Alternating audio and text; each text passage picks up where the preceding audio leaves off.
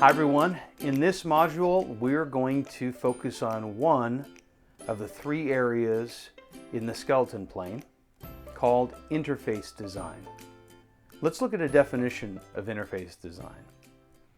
Interface design is all about selecting the right interface elements for the task the user is trying to accomplish and arranging them on the screen in a way that will be readily understood and easily used. Successful interfaces are those in which users immediately notice the most important elements. Let's break this down a little bit. Firstly, interface design is all about using the right interface elements for the task. So make sure you concentrate on accepted convention and metaphor when you start to think about more complicated user interface elements. If your interface requires a form, try to create something that's closer to standard. Unless you want to invent a new way of filling out forms, most people relate to forms in a specific way. That also makes these user interface elements easy to understand, which is another part of interface design. And overarching that, these user interface elements that are easy to understand and follow an accepted convention also need to be positioned and arranged in the way that people will expect. Successful interfaces are those in which users immediately notice the most important elements. That also means that your hierarchy and priority of elements needs to be clear. Make sure that the elements that are the most important in your experience stand out more than others. That can be accomplished in many different ways that we'll learn about in the next few weeks.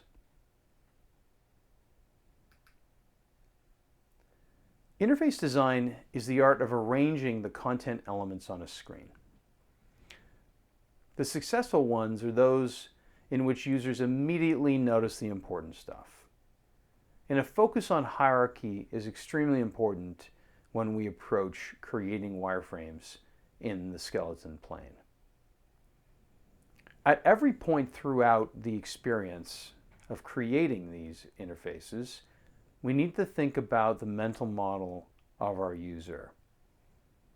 At every state of their interaction, we need to think about what they're thinking and what they want to accomplish next. Also, in the interface design process, we should respect the technology limits of our project. Don't accept them blindly, but make sure you understand what can and can't be done. We see our interface design in everyday things, like when we open our refrigerator. What's the first thing that jumps out at you in this image? To me, it's obviously the illuminated active button. That green light is the most obvious thing that I look at first. Next, for me personally, it's a split between either the title, temperature setting, which gives me context for what this thing is, and that larger button on the far left that has a square or a rounded square around it. Those are the elements I see first. And then, of course, I read from left to right, so I would read each one of these elements. So my question to you is this a good use of interface design or not? Are the elements positioned in the right way? Could there be a better way to recreate this interface? Right after this module, there's going to be an exercise that will ask you to quickly redraw the elements that you see here in a much better way, thinking about the user's motivations and intent. What are they here to do? What do they want to control? What are the things that are more important to them when they encounter this user interface?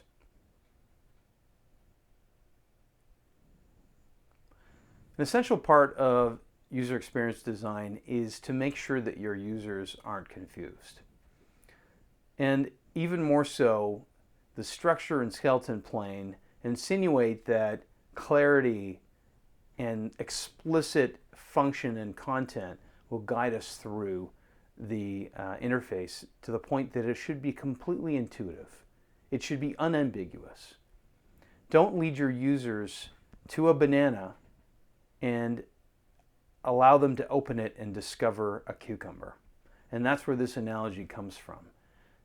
Make sure that when they open that banana, it's a beautiful, ripe banana, and they want to eat it right away. And that's really the intent of creating this great experience. Skeleton also has clarity, as much as our structure plane use that word quite regularly.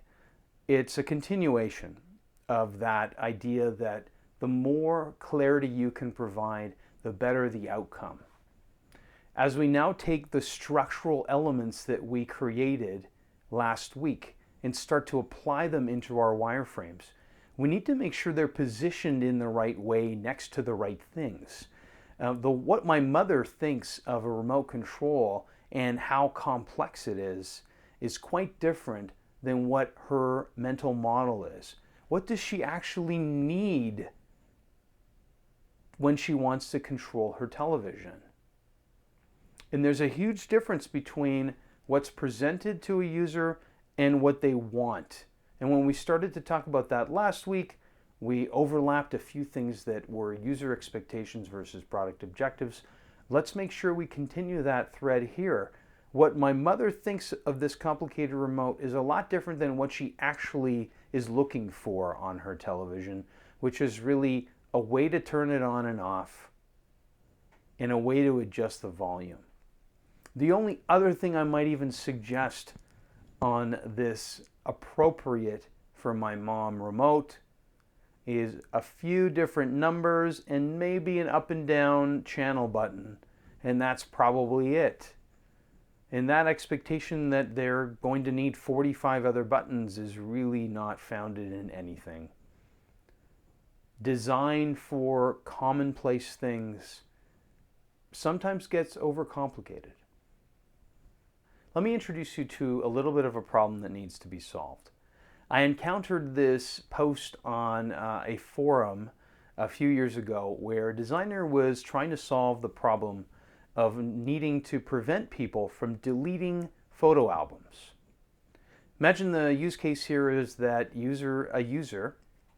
imagine the use case or scenario here is that the user is managing their photo albums and they've decided to delete one. So next to the photo album name, they click on the delete button, and to make sure 100% that they want to delete that, this message appears on the screen. Do you really want to delete this album? Yes, delete it on the left, and no, keep it on the right. What are your initial thoughts when you see this? Does it work for you? Is it the right way to create this modal window that shows up when you decide that you're going to delete an album? Is it enough to prevent someone from inadvertently deleting their content? So a number of people replied to this thread of this designer and suggested a few options. And this is one that came back from one of the other designers on the thread. Do you really want to delete this album? Yes, delete it on the left, and no, keep it on the right, which is effectively the same thing except they're reversing the colors. Yes, delete it is in red, no, keep it is in green. Now, does that signifier, that color, change the intent of this message? I'm sure you might be having an internal debate right now, but there's not really one better way that we see here. Ultimately, what we need to think about is what is the main intent of the user. To get to this point, they have to have clicked on something that indicates they want to delete an album. Then they're presented with this statement, Are you sure you want to delete this album? And two choices. But the question is probably more, what are those two choices? What are the most common things that someone will be scanning for if they want to either acknowledge the question or deny the question? After much debate, the designer posted back that this was going to be his solution: to incorporate a red button on the right, a neutral color button on the left, and layer in delete and cancel. The user's intent before this appears is to delete their album, unless of course they inadvertently clicked on it without noticing. The word cancel is something that they'll recognize almost immediately as a way to back out of whatever this was. Whereas if they had the intent of deleting it in the first place, they'll quickly notice that red and delete the album right away. Now, there might be other ways to solve this problem, but this was the one that moved forward and was the one that worked the best in user testing. Buttons and labels are some of the most important things in a user interface. And here's an example of one that really changed the tide in conversion on a specific website. The difference between putting create my account, so some of you might be looking at this and saying, that's a lot of words on a button. That's a long button. I look at this button and I think, honestly, I think the same thing. That's a lot. Why can't it just be create account or create an account, or create account, or just create? But the interesting thing about this is that button was doing pretty well, but the owners of that website thought, okay, well, why don't we try something a little different? Let's do a little test between this button and something that looks like this. Create account and get started, a slightly longer label, had a 31% increase in conversion with a statistical confidence of 98%. An even longer button with more text did better than the first one. The reason why that one succeeded is because users felt that sense of immediacy, that they could create an account and get started right away, whereas the one on the left probably had the same expectation, but it didn't explicitly say that you could get started right away. And that sense of immediacy, that specificity of what was going to happen with the button on the right, pushed conversions up 31%. Words matter. Positioning of elements matter. Elements of our interface, like a button, really matter. And when we get into the skeleton plane, we have to make those decisions on the style of our button, the size, the limits for characters, what can be done, where do they position those buttons, higher, lower, below text, next to boxes. These are all the decisions we need to make as we approach the skeleton plane. But thankfully, as we get into this wireframing activity in the skeleton plane, we don't have to rely on creating all of those elements of interface design that we need. There are common UI elements that we see every day.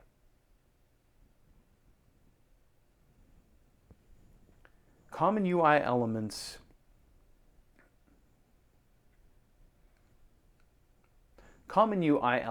like buttons, headlines, checkboxes, radio buttons, form fields, these things all exist, and we don't have to create them from scratch. Let me introduce you to the UI kit, a user interface kit, which is an assembly of all of these common elements into one tool set that allows you to create user interfaces without having to draw things from scratch. UI kits come in many shapes and sizes, and they're built for all of the best screen design programs that are out there today. UI kits, when we first started using them many years ago, were available for Adobe Illustrator, just like this one here. A very common wireframing kit from early infancy of screen design. As we evolved into different software applications, and as we evolved into using different software applications and creating for different mediums and viewport sizes, the UI kits followed us. Having something that looks absolutely fake, like this one, for a mobile app design, makes total sense when creating wireframes. The last thing you want is for your user to think that what you've done in black and white in line art is actually going to be your final mock-up. And having something that looks a little bit comical like this will make sure that your client doesn't assume so. Even when we started creating apps for Apple's iOS, we had a UI kit provided by them. This just made sure that we were working within accepted parameters for the operating system and weren't suggesting things that just couldn't be done. And when we get to modern UI kits, we see things that can work for wireframes, of course. Form on the bottom left is one. And then, of course, there are tons of amazing UI kits that allow you to prototype applications, mobile websites, desktop websites, intranets, in any sort of user interface that you're looking for. These are 4 that are available from InVision, a great software application that allows you to share visual design and anything with your clients or your colleagues. And there are hundreds of others out there that I encourage you to go and explore. And I encourage you to go out and explore UI kits for this specific exercise, for interface design.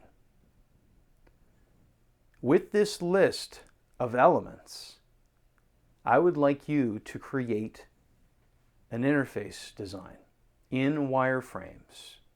No color, black and white and grayscale, and it doesn't have to be too high fidelity, which means it doesn't need too much detail. Your client is in the fashion business, and in your discovery meeting, you ask them, what are the important things that you want on your homepage? And they wanted a big promotional area to show off specific things that are happening in their business, ad space for external vendors, an ability to capture information through a newsletter sign up, a place to show their contact information, a way to search on their website,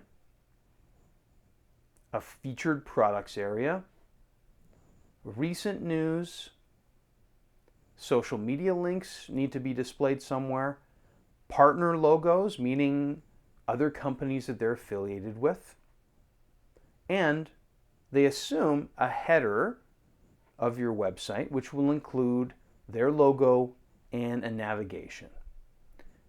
And because we don't have the information architecture for the website, you don't have to put the details of what the navigation will be. Just some placeholder is good for this exercise. So following this module, I'd like you to complete that exercise for interface design and create a wireframe layout with all of the elements from that list. I'm going to complete that exercise myself and post it after the next module. So be sure to complete that exercise following this module, and don't spoil the surprise by watching the way I've solved it in the following module.